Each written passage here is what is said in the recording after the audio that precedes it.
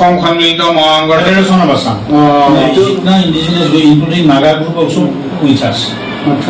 Tangsa Naga Sema Naga सब भी हम लोग का ही ग्रुप में है आसाम पूरा सबको लेके मणिपुरी भी है आदि अवर भी है और जो असमीज स्पीकिंग जितना कम्युनिटीज है वो भी है और आसाम का कैंपस में जितना सोसाइटी है सब भी है गारो भी है खासी जॉइंट भी सबको मिला ये बहुत बड़ा कॉन्फेडरेशन है 2007 में हम लोग किया है অসম সন্মিলিত মহাসংঘৰ তৰফৰ পৰা আজি নাগালেণ্ড NSCNৰ যি GPRN তোৰ ৰাষ্ট্ৰপতি প্ৰধানমন্ত্ৰী উপপ্ৰধানমন্ত্ৰী আৰু গৃহমন্ত্ৰী ডাঙৰীয়াক আমি স্মাৰকপত্ৰ দিবৰ কাৰণে অসম সন্মিলিত মহাসংঘৰ তৰফৰ পৰা গুৱাহাটী শিৱসাগৰৰ পৰা আহি আমি ইয়াত উপস্থিত হৈছো আৰু আমি সকলোৰে হৈ আমাৰ গৃহ সচিব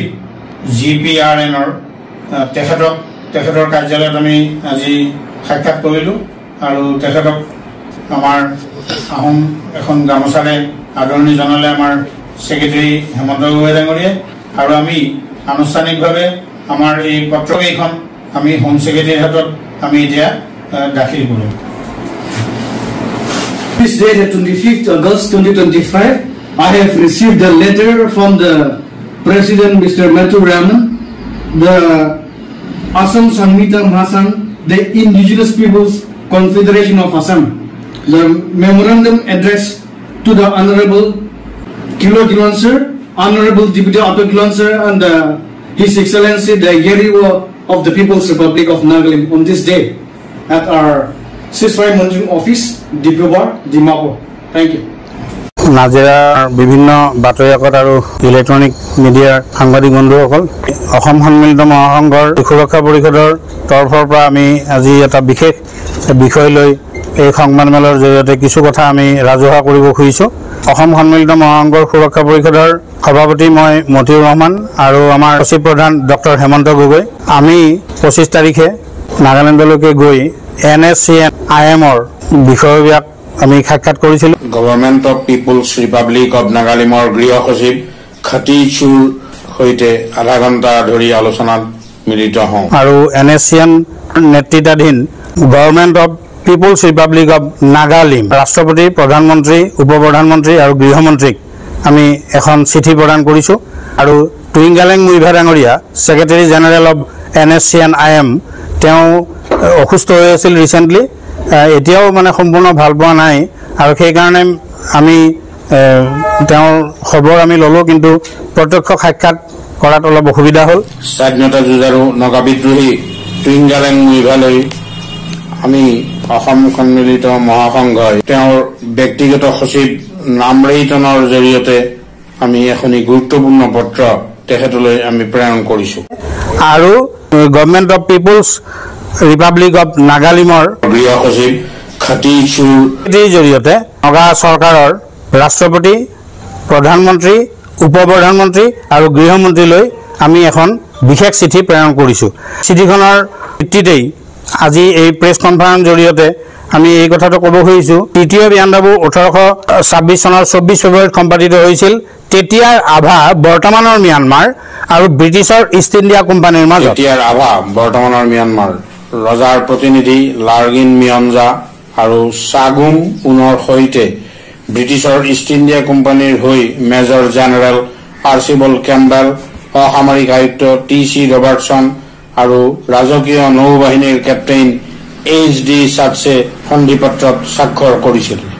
11 দফীয়া আছিল এই চুক্তি আৰু 2 নম্বৰ ধাৰাটোতহে কেৱল অসম সম্পৰ্কত উল্লেখ আছিল বাকিবোৰ ধাৰাত অসম সম্পৰ্কত কোনো কথা উল্লেখ নাই 2 নম্বৰ আৰ্টিকল হেতু বৰ গুৰুত্বপূৰ্ণ আৰু সেই সম্পৰ্কতে আমি নগা সৰকাৰ আৰু NSCN-IM-ৰ সৈতে আমি আলোচনা কৰিছো আৰু তেওঁলোকক আমি পত্ৰখন দিছো এই মূল বিষয়টো এটো তৃতীয় ইয়াণ্ডাবুৰ article number 2 it is clearly mentioned that His Majesty the King of Aba renounces all claims upon and will abstain from all future interference with the principality of Assam and its dependencies and also with the contiguous petty states of Kasai and Jaintia. With regards to Manipur, it is stipulated that should Gambhir Singh desire to return to that country, he shall be recognized by the king of Ava as Raja thereof. এই আৰ্টিকলটোত এটা কথা স্পষ্ট হৈ গ'ল এই দুই article মতে অসম জয়ন্তী আৰু কাছাৰে স্বাধীনতা ঘূৰাই পাইছিল ইয়াণ্ডাবু সন্ধিৰ দিনা আৰু মণিপুৰ সম্পৰ্কত উল্লেখ আছিল যে ৰজা যদি উভতি আহে মানে এটা গম্ভীৰ সিংহ আহি যদি নিজকে ৰজা বুলি আকৌ ঘোষণা কৰে তেতিয়াহ'লে বহুত ব্ৰিটিছ এণ্ড আভাই তেওঁক ৰজা হিচাপে মানি ল'ব চুক্তিৰ পিছত ইয়াণ্ডাবু সন্ধিৰ পিছত প্ৰথমে গুৱাহাটী কিছুদিনৰ কাৰণে তাৰ পিছত শ্বিলঙতে স্থায়ী ৰাজধানী পাতিলে খাচী আৰু জয়ন্তীয়া হিল দখল কৰি শ্বিলঙৰ ৰাজধানীৰ পৰাই প্ৰায় 90 বছৰ লাগিছিল hill territory of Nagaland hill territory of Lushai hills আৰু পিছত সেইখন মিজু বুলি কোৱা হৈছে Abor hills Adi hills Mishmi hills ইত্যাদি ধৰণে এই গোটেই মানে অৰুণাচলৰ পাৰ্বত্য অঞ্চলবোৰ এই গোটেইবোৰ দখল কৰি ব্ৰিটিছে ইয়াণ্ডাবু সন্ধিৰ পিছত ব্ৰিটিছ অকুপাইড আসামৰ লগত যোগ কৰি থৈ গৈছে আৰু ব্ৰিটিছ আসামৰ লগত যোগ কৰি ব্ৰিটিছ ইণ্ডিয়াৰ লগত যোগ কৰি থৈ গৈছে দ্যাটছ দ্য ৰিয়েল হিষ্ট্ৰী সেই কাৰণেই টুইংলেং মুভিভা ডাঙৰীয়াক স্পেচিয়েলি আৰু এই নাগালেণ্ড চৰকাৰক আমি কৈছোঁ যে আপোনালোকে on the basis of treaty of Yandabo 2 নম্বৰ ক্লজ মতে যেহেতু অসমৰ লগত লগ লগাই থৈ গৈছিল ব্ৰিটিছে এই গোটেই হিল টেৰিটৰিটো গতিকে অন দ্য বেচিছ ইমিডিয়েটলি আপোনালোকে ইংলেণ্ডৰ চৰকাৰৰ সৈতে আপোনালোকৰ নাগাৰ স্বাধীনতাৰ বিষয়টো আলোচনা কৰা উচিত আৰু এইটো যদি আপোনালোকে নেতৃত্ব লয় তেতিয়াহ'লে মিজোৰাম মণিপুৰ অসম অৰুণাচল এই সকলো ক্ষেত্ৰতো এটা ৰাস্তা মুকলি হ'ব গতিকে এইটো এটা বহুত ডাঙৰ গুৰুত্বপূৰ্ণ কথা আৰু এইটো গৃহ সচিব ডাঙৰীয়াই এইটো অত্যন্ত আনন্দিত হৈছে এই প্ৰস্তাৱ সম্পৰ্কীয় চিঠিখন পাই আৰু তেওঁ কালি মোক জনাইছে যে তেওঁলোকৰ চৰকাৰৰ ৰাষ্ট্ৰপতি প্ৰধানমন্ত্ৰী আৰু উপ প্ৰধানমন্ত্ৰীক ইতিমধ্যে তেওঁ নিজ হাতে এই পত্ৰখন দাখিল কৰিছে আৰু কৈছে যে সোনকালেই নাগালেণ্ড গভৰ্ণমেণ্টৰ লগত আৰু NSCN IMৰ সৈতে মহাসংঘৰ বৈঠক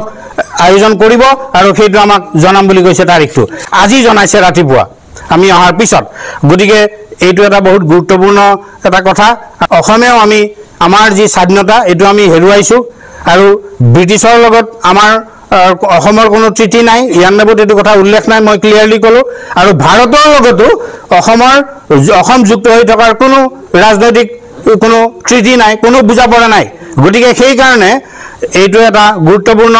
আমাৰ এটা পদক্ষেপ আমি বহুত বছৰ ধৰি চিন্তা কৰাৰ পিছত আমি এই পদক্ষেপ লৈছোঁ গতিকে এতিয়া আমি আশা ৰাখিছোঁ যে NSCN IM যেহেতু তেওঁলোক যুদ্ধবিৰত আৰু চৰকাৰৰ লগত আলোচনা কৰি আছে আৰু তেওঁলোকে দুখেৰে কৈছে যে চৰকাৰৰ আলোচনাটো অৰ্থহীন হৈ গৈছে দীৰ্ঘকাল ধৰি পিছুৱাই আছে কোনো ধৰণৰ সমাধানৰ এটা স্থায়ী সিদ্ধান্তত অহা নাই আৰু সেইকাৰণেই আমি তেওঁলোকক এই প্ৰস্তাৱটো দিছোঁ আৰু তেওঁলোকে শীঘ্ৰেই এই প্ৰস্তাৱটো বিবেচনা কৰি এই ধৰণে প্ৰচিড কৰিব বুলি আমাক জনাইছে আৰু পৰৱৰ্তী পৰ্যায়ত আমাৰ সৈতেও আলোচনা হ'ব আমি তেতিয়া ডিটেইলছ আলোচনালৈ যাম গতিকে আপোনালোকৰ জৰিয়তে আমি অসমৰ জনসাধাৰণক আজি এই মেছেজটো আমি দিলোঁ যে হে অসমৰ খিলঞ্জীয়া জনগণ আপোনালোক